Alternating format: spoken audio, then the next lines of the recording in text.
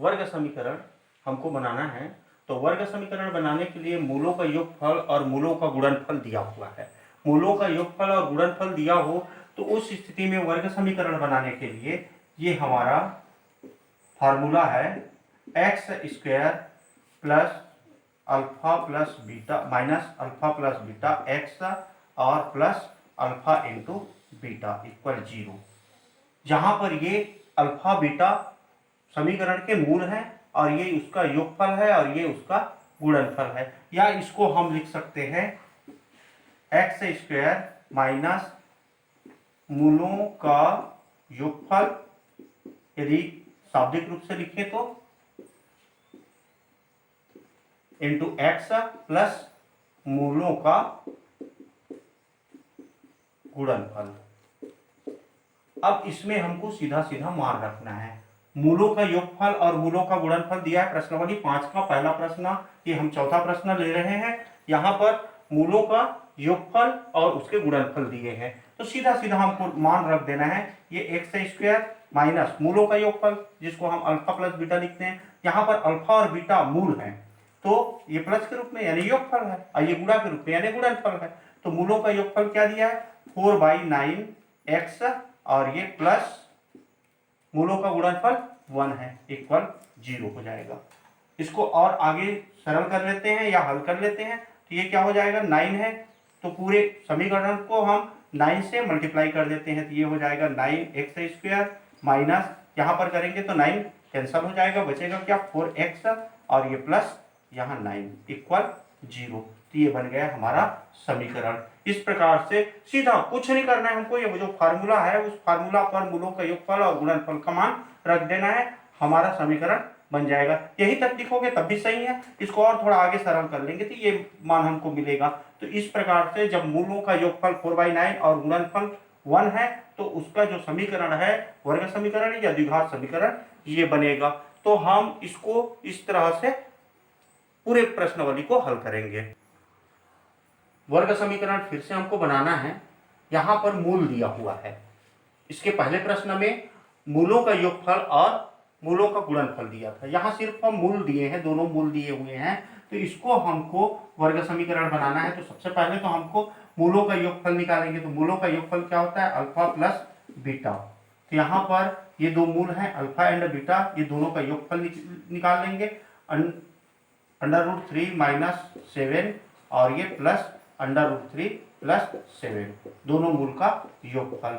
इसको आगे हल करें तो ये यहाँ पर देखो √3 और ये √3, तो ये क्या हो जाएगा 2√3 और ये -7 प्लस 7, तो ये हो जाएगा 0। तो इस प्रकार से मूलों का योगफल आया 2√3।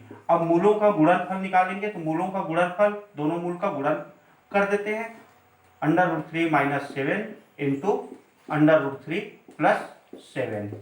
इसका गुणा करेंगे तो ये गुणा करेंगे तो ये हमारा इस प्रकार से है a minus B into A plus B. सर्वसमीका आप लोग पढ़ चुके हो, तो इसके बराबर क्या होता है a² माइनस b²। डायरेक्ट अगर डायरेक्ट याद नहीं आ रहा है तो गुणा कर दो, इससे दोनों को गुणा करो फिर इससे दोनों को गुणा करो तो यही मान आएगा। तो इसी प्रकार से ये सेम दिख रहा है देखो, तो इसके लिए हम लिख सकते हैं इसको √3 का स्क्वायर और ये -7 का स्क्वायर, तो इक्वल क्या हो जाएगा ये 3 हो जाएगा और ये -49 होगा। तो इस प्रकार से ये माइनस में आएगा, माइनस ये हो जाएगा 46। अब मूलों का योगफल मूलों का गुणनफल मिल गया। तो वर्ग समीकरण क्या होता है, वर्ग समीकरण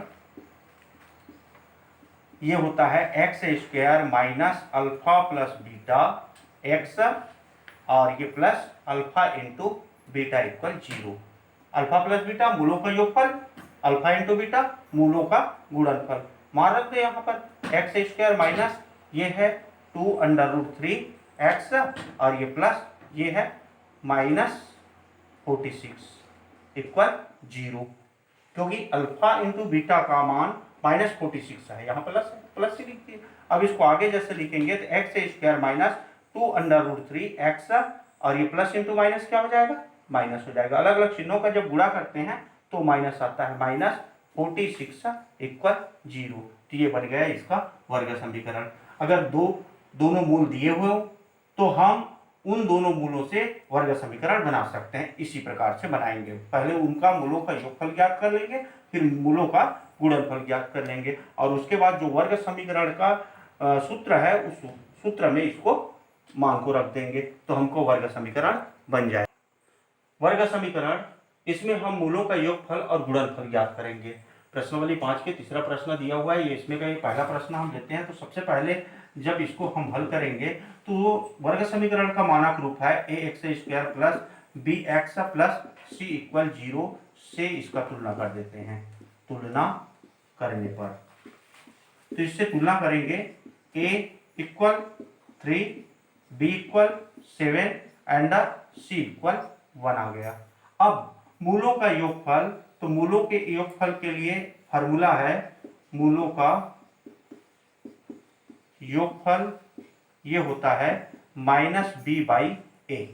इसमें मान रख दो, तो ये माइनस b का मान है 7 और a का मान है 3, तो ये हो गया मूलों का योगफल। और इसी प्रकार से मूलों का गुणनफल, गुणनफल इक्वल c/a होता है।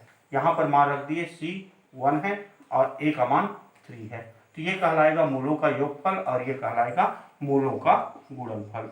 तो हम इस तरह से इस में मान रख देंगे। यहाँ देखो, मूलों का योगफल के लिए -b/a और मूलों का गुणनफल के लिए c/a, दोनों का हर a है, योगफल में b है और गुणनफल में c है, लेकिन ये माइनस है और ये प्लस है।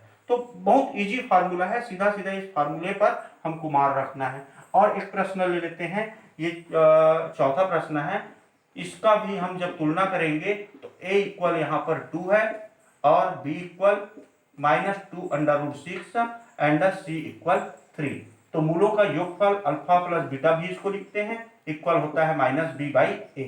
शब्द में लिखोगे तब भी चलेगा, अल्फा प्लस बीटा लिखोगे तब भी चलेगा। अब यहाँ हम मान रख दें तो ये हो जाएगा -b का -2√6, क्योंकि माइनस तो है, साथ में b का जो मान है वो -2√6 है, तो वैसे ही हम लिख देंगे। और a का मान 2 है, तो इक्वल हो जाएगा माइनस इंटू माइनस प्लस हो गया। अब यहाँ पर 2 कैंसिल हो गया, तो बचा क्या, √6।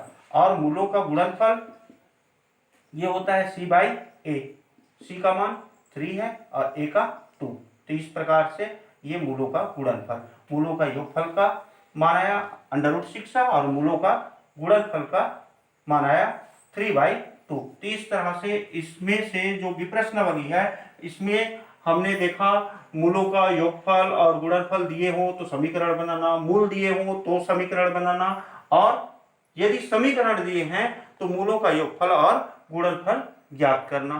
तो इस प्रकार से आप पूरे प्रश्नावली के सारे प्रश्नों को आसानी से हल कर सकते हैं।